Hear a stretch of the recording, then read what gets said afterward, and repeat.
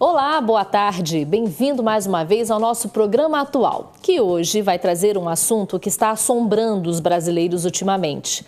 Dados móveis, internet no seu celular. Como que está a sua situação?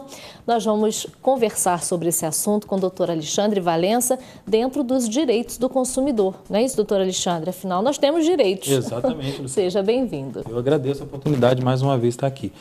É uma situação que está assombrando o brasileiro mesmo, complicado, né? Muito complicado. Talvez não, com certeza diretamente ligado à quantidade de consumidores que esse produto tem, Sim. Mas não só em função disso. As empresas têm o hábito de falar isso. Tem muita demanda porque a quantidade de consumidores é muito grande. Sim. Mas não é só isso. Porque a gente tem muita demanda no consumo de energia e não tem uma demanda nem de longe se pode equiparar com a demanda na área de telefonia. Sim. E hoje a gente vai falar especificamente sobre a questão da internet, do sinal de internet, da transmissão de dados. O que a gente chama de dados móveis, Dados móveis, né? Exatamente.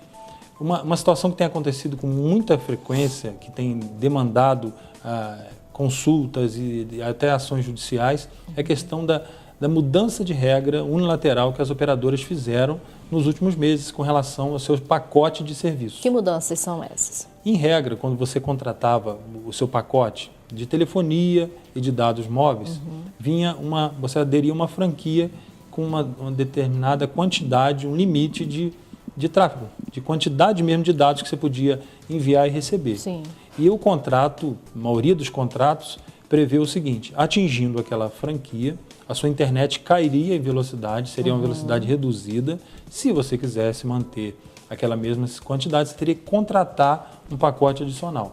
Sempre foi assim, a regra era assim a Anatel regulamentou. Funcionava bem? E assim funcionava, porque você não podia fazer um download de um vídeo, mas você continuava tendo acesso a pelo menos os aplicativos coisas mais básicas. Simples. Então, funcionava assim. Só que recentemente as operadoras modificaram unilateralmente essa regra. Sim. Quando você atinge a sua franquia, não mais há uma redução do sinal. Elas por conta própria fizeram isso? Ela simplesmente interrompe o sinal. Você fica totalmente sem o sinal. Olha só. E isso é uma clara e nítida infringência, restrição, né? ao direito do consumidor. Sim. Por quê? Primeiro, porque o que foi contratado não foi isso. E segundo, o serviço de telecomunicações é um serviço que tem que ser prestado de forma contínua, Sim. eficaz e contínua. E às vezes a gente, assim, uma questão muito normal, né? Estou sem sinal. Minha internet não está entrando. Na verdade, você não gastou aquilo que você contratou, mas você está sem o seu sinal, está sem a sua internet. É uma maneira das operadoras burlarem um pouquinho também o cidadão? É bastante difícil, né? Poucas pessoas sabem usar ferramentas que fazem uma fiscalização. Será que eu usei isso tudo mesmo? Será que aquele vídeo que eu baixei consumiu todo o meu pacote de dados? São poucos os consumidores. Sim. E aí por isso que o código vem e tenta equilibrar isso, invertendo o ônus da prova, trazendo a obrigação da operadora prestar serviço de forma clara e precisa. Muitas vezes o consumidor já teve o serviço cortado e acha que é uma falha de sinal. Pois é. Muitas vezes é uma mera falha de sinal e o serviço ainda pode continuar dentro do seu pacote. Agora, essa mera falha de sinal já pode ser uma maneira das operadoras estarem burlando um pouquinho para diminuir esse acesso? Eu acho não que sei. é meio conspiração, né, a gente falar. Mas a gente fica naquela situação, poxa, meu sinal caiu hoje, mas amanhã eu tenho mais um pouquinho, hoje ele está menos, ele está mais. Eu diria o seguinte, Luciana, eu não duvido que eles fariam isso. Eu só não sei se eles têm capacidade para fazer isso. Até assim está dariam, não sei se eles teriam esse cuidado e implementariam um sistema específico para esse tipo de coisa, mas não cai no campo do impossível, não.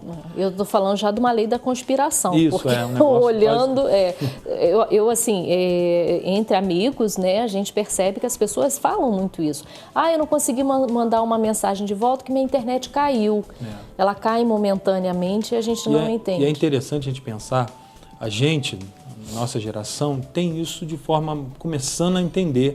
A geração mais antiga não entende isso e a geração mais nova entende isso muito melhor do que a gente. Muito melhor. Já vai no smartphone, já sabe o que está acontecendo. O serviço de internet hoje, recentemente, determinada uma determinação judicial suspendeu um aplicativo do WhatsApp. Isso. E aí a gente pensa, pô, acabou as conversinhas, acabou as brincadeirinhas. Para muita gente não. Mas é muito mais. Para muita gente, a internet é um meio de sobrevivência. Sim, a sua empresa está sustentada no acesso dos seus consumidores àquele produto pela internet. Sim. Então, é algo muito maior do que a gente, de um modo geral, o homem médio entende. Então, por isso que as operadoras têm que ter muito cuidado com isso. E aí entra fiscalização da agência reguladora, entra a fiscalização do Ministério Público e lá na ponta, nós, consumidores, reclamando sempre. A gente vai falar disso no próximo bloco, essa questão de várias pessoas estarem sem o sinal, sem o serviço, né? E esse lobby que está acontecendo aí entre operadoras e até mesmo a própria Anatel, né? A gente vê situações que quem sempre paga o pato é o consumidor, né? Na hora de pagar a conta. A conta chega, o serviço não. Então, daqui a pouquinho tem uma coisinha deliciosa e a gente volta a falar sobre o assunto com o Dr. Alexandre Valença.